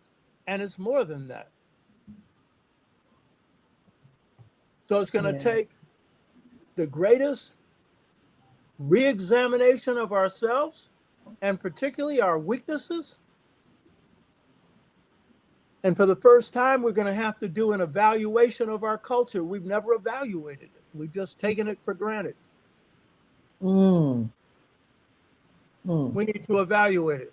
Just as we spent all this time digging for this and that in Egypt and in Africa, and I'm into that. I'm not doing digging, but, you know, digging for the truth. Yeah. You got to dig inside your own truths, your own beauty, your own souls. You know, so that's part of the challenge. But again, that's all spirit based. In the end, it's a mighty spirit that you've got to work with, but it's got to be put in material forms, economic forms, political forms, social family forms, particularly extended families, and then our connection to Africa, the Pan-African form. We've got to raise up Pan-Africanism. The unity of Africa, the unity of African people around the world. We came up with that idea out of enslavement, and the Africans in the Caribbean did. Africans in the continent did not come up with Pan-Africanism. It was Africans away from Africa that did. Some of the Africans got the biggest problem with being called African, but at the time they did it, didn't have a problem with it. Everything we named was almost an African this and an African that. The African Methodist Episcopal Church, the Free African Society, and a host of others, you know. So it's the African inside of us, the new African, the African on the continent, the African in the Caribbean. We have to embrace all of that, the strengths, and we have to struggle against the weaknesses. And that process, we can take adversity and turn it into a strength, and that is really why you're here. Earth is not a place of la-la land, of everything is pretty and nice. This isn't what this is. Jacob Carruthers, young Jacob Carruthers, right on. Yeah, that's what I saw. I was like, what? Ain't that something? That's one of my masters, Jacob Carruthers, who's off in the heavenly plane. Yeah. So yeah, so that's it. You know what I mean? So that is again an example of taking the abstract and making it concrete. So the abstract was a choice between two cultures. That's abstract. But then when you apply it, that's concrete. Yes. That's how you produce the change. Twinlineal, equal empowerment, male-female equal empowerment, that comes from God. I called it twinlineal, meaning your lineage is not just your mother. It's not just your father. It's mother and father. It's not just your grandfather or your grandmother. It's grandmother and grandfather. And if God is he, God is she, God isn't either one. But if you're going to treat God as one, you're going to treat God as the other. Twinlineal. You understand? That's your heritage. And by the way, that's why the Black woman is the strongest woman on the planet, because she carries this inner lineage. And as a result, one thing you can't say about the Black woman that white women will always moan and groan about is, my voice has been silenced. What Black woman has a silent voice? Now, there are some who are introverts. Their voices are not silent either. They just quiet a lot. But when you hear them, they really have something to say, because they've been waiting a long time to make their statement. You know what I mean? But the Black woman, as my best friend Kendi Solowazi says, is a woman that's always had agency. And that's the strength of the Black woman. And that's why if you're a smart man, you get you a smart sister. If you're a strong man, you get you a strong woman. You hear me? Huh? I like and what that. happens is then what you have going on there is some romance. That's real romance. But if you want an easy relationship where somebody's mouth is always shut and they're disagreeing with you but not telling you, then fine, fool yourself. You have an illusion. You don't have a relationship. And you'll sooner or later find out when she ups and leaves your butt after all the time you thought everything was all right. Huh? I don't know how we got here. I don't know how we got here. but but thank you. Thank you. Thank you for giving us examples. I'll always like examples. I'm a very, I like this. I have to be able to see it. Yeah, because if you don't, it means that it's either not going to be applied or you haven't figured out how to do it. Yeah. It's very easy to just kind of think about things in principle and, talk about how it could be and ways to do it. But the actual walking and doing it is a very, it's not for the faint of heart. It's not for the faint of heart. You have to really be in a position where you want to grow and, because it's not easy sometimes working on You have to have introspection. You got to look at yourself. You got to be honest with yourself. And in that process, grow. I mean, that's the growing. It's not all pretty. That's why it takes courage for spirits to come to heaven, to earth. It takes courage because they could lay up there, and they're not laying up there. They're doing work up there. But most spirits in heaven are preparing to come back here. And you've been in heaven many times before. We don't remember it. You've had many lives before. You don't know it. There's reasons for that. But it's all about getting closer to God. It's all about aiding in this creation to make this creation a better place. Because this earth is a magnificent place. People don't need to be living in the misery they're living in right now. They don't need to be. It's systems that have been set up to do that. So we need systems that free us from that. And that's what taking what's abstract and making it concrete is all about. But then you have to have a free mind to do that. Yeah. Well said, Dr. T'Shaka. Well said. Well said. Brother Hassan, or Haas, Hassan is the only person. I've been saying this, Dr. T'Shaka, that everyone has like nicknames. And so, Hassan is new to our team, but every time we go somewhere, someone's like, hey, Haas, like they know him. And I was like, what? I was like, how do I not have a nickname? And brother right here got a nickname. I don't know. Well, that's a part of your new African heritage, because if you look at a lot of what's called nicknames in African American communities, a lot of them were natural names, like Muddy Waters, Sun House, and others, and even some names which were the real names of a person. B.B. King, well, it symbolized something else. Or Martin Luther King, it symbolized something else. These were kings, real kings. And your name defines you. Be careful what name you pick. Yeah. Yeah, I like that.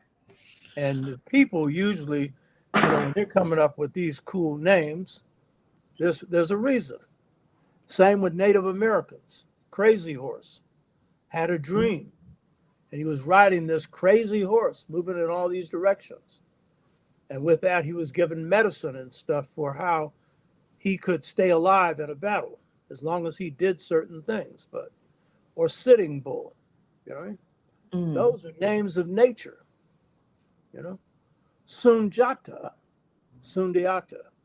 son of the Lion King, Sundiata, buffalo woman, and his father was a king, Lion King, and his mother, a hunchbacked woman, was called a buffalo woman, and so his name, it symbolized where he was from, who he is. It aligned him with his destiny. That's why when your child is born, you need to figure out who that child is and give them a name that fits their purpose. They'll try and achieve it.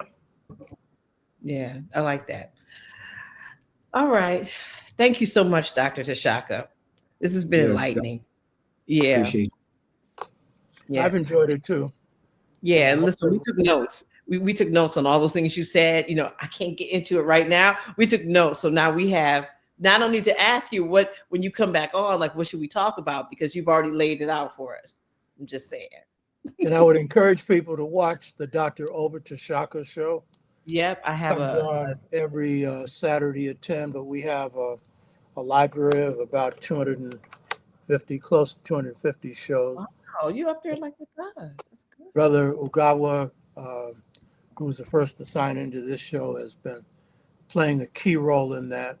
Brother Cinnabar, and a lot of our longtime listeners. I want to thank all of them.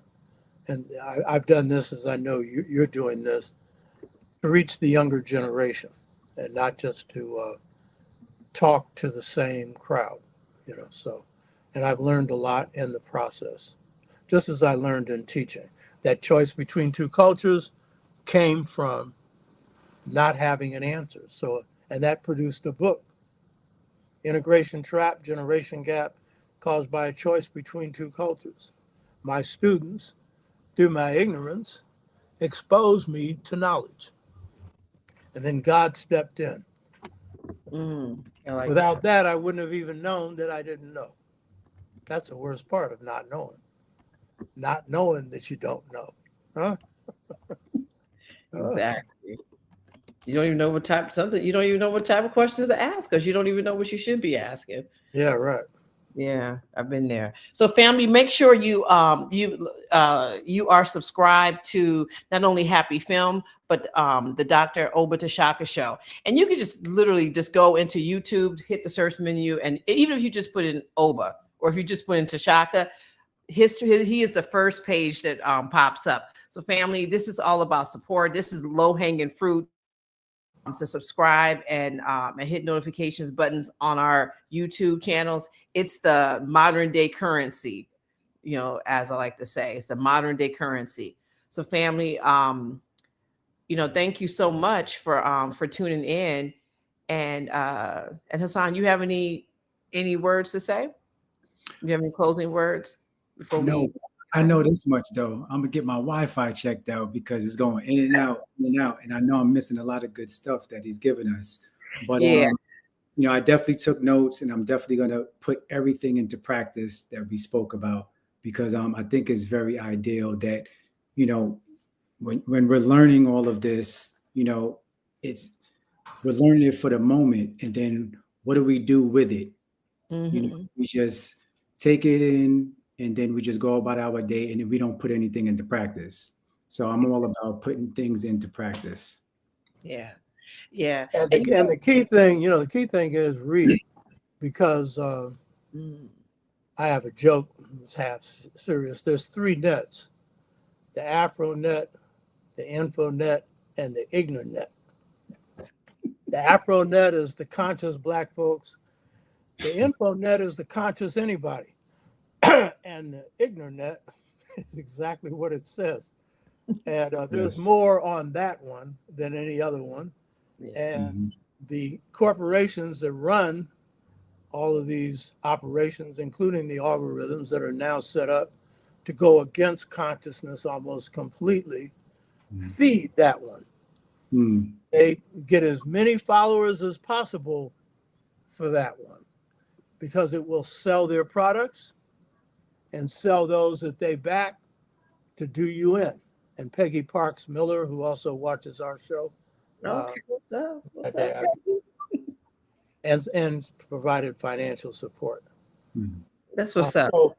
So reading is key. I mean, this is a society. I mean, if we're coming out of oral societies, apprenticeship would be it, and the books would be the wisdom of the masters. So now that should still be the case, but also you need to be drawing from as much depth as you can. And then, as you just pointed out, Brother Son, It's internalizing the truths. And that's a digestive process. And that's how you become those truths. It's internalization. That's the learning process in our system, not in theirs. Theirs is to know to repeat and to get a job or to do whatever, to be called smart. If you got nothing but A's, you repeated everything they told you, you got an A. Yeah. That makes you smart, really? I'm most concerned about the A students, if they really take those A's seriously. Nothing wrong with getting A's, but I'm saying, is there anything behind it? Are there any truths you got out of this that you're using? That's an internalization process, but you got to read. If you want to lead, you got to read. Yes. And don't just rely on what somebody else says. Go check it out for yourself. Yes. Got it. Yeah. Thank you. Yeah. Very much. Appreciate you. I appreciate you all. One thing I like about you all, and Felicia, she's my buddy. Y'all are real, and that's the most important thing, and one of the most important things in life is be real, you know. That's what truth is. It's real. Yes. It's a real truth. Yeah. Felicia and I, we have some interesting, real conversations. Real conversations filled with truth. And let me tell you, one thing I can say with all of our, like we deal with a lot of people over here in Happy Land. And I mean, you are one of the few people who, when you say something, you actually mean it, like you actually mean what you say. You do exactly what you can do. But you are always there. Like if we need to get at you, you make yourself available and you share wisdom. And I think when we start, I just always remember, Dr. Julian Melville, when she came on and she was talking about the difference between elders and old people. She said, old people just be bitter. They ain't trying to help nobody. They ain't trying to do nothing. And she said, but elders they understand their place in society, and they're always ready to impart wisdom and to help, to help people, to help the younger people. So you are 100% one of those elders. And I love that you keep it real. Like you keep it real, real, real. Yeah. Yeah. So that's what I love in anybody. And the bottom of that is character. So on the bottom, for me, character is everything. I don't care what your achievements are. I'm not into that. I was once the big celebrity. I walked away from it for, reasons of strategy. But the point is, what matters to me is the character of a person. I don't care what kind of life they've led. It's what they've done with their life, that character. And that's what I love in human beings, good character. And that's what Ma'at is, Yes. Good character. And none of us are perfect. And that's also what's enjoyable about life is all the little twists and turns that go on in life, including our own characters. That makes life interesting. I mean, if we were all just goody 2 feet walking around here, you know what I mean? Everything is just right. Well, that's fine. But I only know one that really fits that. That's way up on the top there. You know what I mean? Yeah. Everybody else is struggling to get it more together. You know what I mean? Yeah. So all that raggedy stuff is also interesting. And Coltrane, he had a saying that he would listen to the worst musicians because there was something they could play that he couldn't play. Now that's real humility, to sit in there and listen to all of that jarring music that just hurts your ear. To hear something that you never heard before. Because that's what God's doing with us. Looking at a lot of mess and some good stuff. Yeah, exactly. All right, Dr. T'Shaka, thank you. Thank you. I enjoyed it. Love you, and I will see you literally later. Right on. Okay, all right. Peace, family. I don't know what we can talk about in this nation without talking about white superiority, honestly. Who defines the meaning of God also defines the relationship between economy and God. African Americans spent $1.3 trillion last year, making us the 16th wealthiest nation in the world. Why have we not turned those riches into wealth to develop our community?